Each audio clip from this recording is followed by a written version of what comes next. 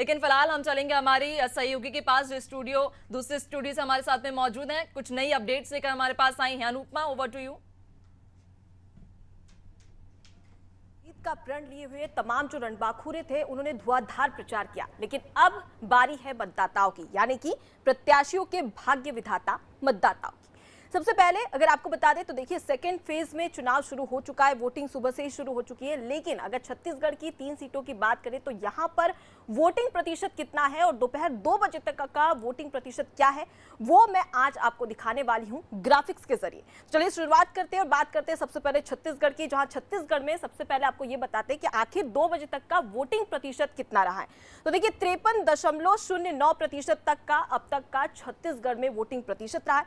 लेकिन वो 3 सीटें जहां पर चुनाव हो रहे हैं, वोटिंग जारी है, वो कौन कौन सी सीटें हैं और वहां पर दोपहर 2 बजे तक का वोटिंग प्रतिशत क्या है, वो भी आपको दिखा देते हैं ग्राफिक्स के जरिए। तो चलिए लोकसभा सीट का रुख कर लेते हैं, जहां पर सबसे पहले कांकेर की बात करेंगे।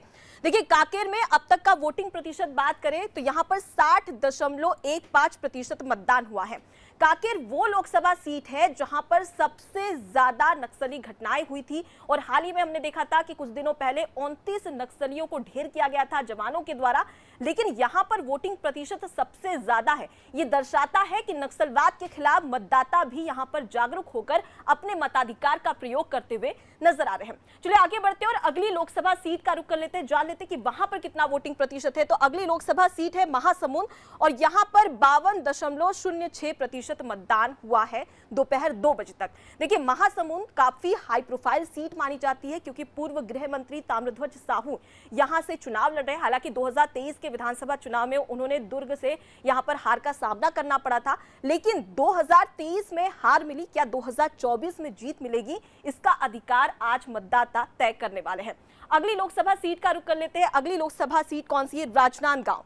देखिए छत्तीसगढ़ की सबसे हाई प्रोफाइल सीट है राजनांदगांव, जिस पर सभी की नजरें टिकी हुई है और वो इसलिए क्योंकि यहां पर पूर्व मुख्यमंत्री भूपेश बघेल चुनावी रण में हैं।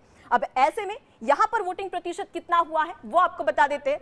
तो राजनांदगांव में 47.82% मतदान। देखिए राजनांदगांव में सबसे कम वोटिंग प्रतिशत रहा है, जो कहीं ना कहीं यहां पर मतदाताओं से अपील है कि अगर आप राजनांदगांव से हैं तो अपने मताधिकार का प्रयोग करें, अपने घर से बाहर निकलिए और सबसे पहले यहां के सियासी समीकरणों को समझा जाए। तो देखिए यहां पर बीजेपी की ओर से संतोष पांडे चुनाव लड़ रहे हैं, जो कि 2019 में भी चुनाव लड़ चुके हैं और 1 लाख से ज्यादा मतों से जीते थे।